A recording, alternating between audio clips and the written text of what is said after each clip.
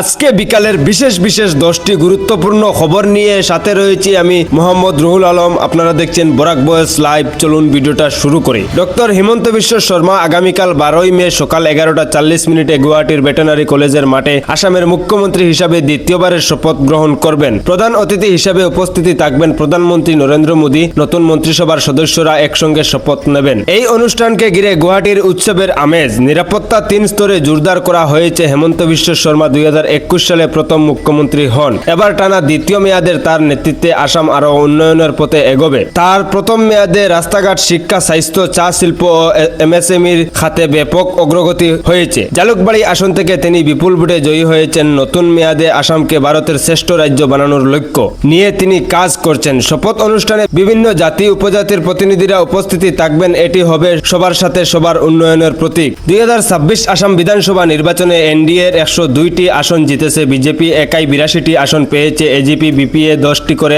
আসন লাভ করেছে। কংগ্রেস মাত্র 19টি আসনে সীমাবদ্ধ। এটি বিজেপির টানা তৃতীয় জয়। উজান, মধ্য ও নিম্ন আসামের বিজেপির দাপট ছিল প্রতিরোধ। ডাবল ইঞ্জিন সরকার, মাদক বিরোধী অভিযান, সীমান্ত নিরাপত্তা এবং হিমন্ত বিশ্ব শর্মার জনপ্রিয়তা মূল কারণ। কংগ্রেসের ভরাডুবির পিছনে অভ্যন্তরীণ কোন্দল ও ভোটারদের পরিবর্তনের আকাঙ্ক্ষা ছিল প্রধান। এই জয় আসামের দীর্ঘমেয়াদী স্থিতিশীলতা আনবে। নির্বাচনের ফল প্রকাশের পর হেমন্ত বিশ্ব শর্মা গভর্নরের কাছে পদত্যাগপত্র জমা দিয়েছেন। তিনি এখন কেয়ারটেকার মুখ্যমন্ত্রী। এনডিএর বিধায়ক দলের নেতা নির্বাচিত হওয়ার পর নতুন সরকার গঠনের প্রতিক্রিয়া দ্রুত এগোচ্ছে। সাংবিধানিক প্রতিক্রিয়া অনুসরণ করে নতুন মন্ত্রিসভা শীঘ্রই গঠিত হবে। নতুন মন্ত্রিসভায় নতুন মুখ ও যুব নেতাদের স্থান পাওয়ার সম্ভাবনা রয়েছে। কংগ্রেসের জন্য নির্বাচন চরম হতাশাজনক। রাজ্য কংগ্রেস সভাপতি গৌরব গগৈ জোরহাট আসনে বিজেপির হিতেন্দ্রনাথ গোস্বামীর কাছে বড় ব্যবধানে পরাজিত হয়েছেন। দলের অনেক শীর্ষ নেতা এবার হেরে গেছেন। কংগ্রেসে অভ্যন্তরীণ সংকট আরও গভীর হয়েছে।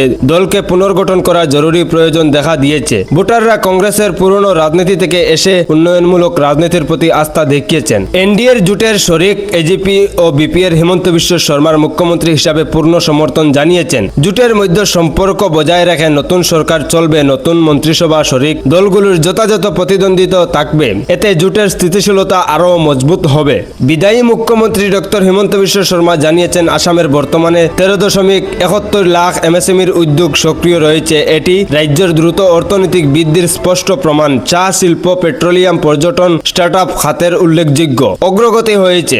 নতুন সরকার এই গতিকে আরও ত্বরান্বিত করবে এবং কর্মসংস্থান বৃদ্ধি জোর দেবে। রাজ্য জুড়ে মাদক বিরোধী অভিযান চলছে। সম্প্রতি বিশ্বনাথে বিপুল পরিমাণ গাঁজা, নোয়াগাঁওয়ের ধুবড়ীতে হিরোইনের অনেক পাচারকারী গ্রেপ্তার হয়েছে। সরকার মাদক মুক্ত আসাম গড়ার অঙ্গীকার পুনর্ব্যক্ত করছে। নতুন সরকার এই অভিযানকে আরও জোরদার করবে। কাজিরাঙ্গা জাতীয় উদ্যানে বিরল প্রজাতির গাড়িয়াল দেখা গেছে। এটি বন্যপ্রাণী সংরক্ষণের ইতিবাচক খবর। সরকার পরিবেশ সংরক্ষণ এই ইকো ট্যুরিজমের উপর জোর দিয়েছে। এই ধরনের সাফল্য আসামের জৈব বৈচিত্র্য রক্ষার গুরুত্বপূর্ণ ভূমিকা রাখবে। সরকার বিজেপির শাসিত অন্যান্য রাজ্যের সঙ্গে সম্বন্ধ বাড়িয়ে সীমান্ত নিরাপত্তা আরও শক্তিশালী করার উদ্যোগ নিয়েছে। এতে আসামের সীমান্ত এলাকায় শান্তি ও স্থিতিশীলতা বজায় থাকবে। জাপানে আসামের বিজা রাজা ও সংশ্লিষ্ট সম্প্রদায়ের ঐতিহাসিক সংরক্ষণের উদ্যোগ নেওয়া হয়েছে। ইডি বিভিন্ন অসম্পত্তি, মালামাল তৎরূপ বিভিন্ন জেলার সড়ক দুর্ঘটনা ও স্থানীয় উন্নয়ন প্রকল্প চলছে।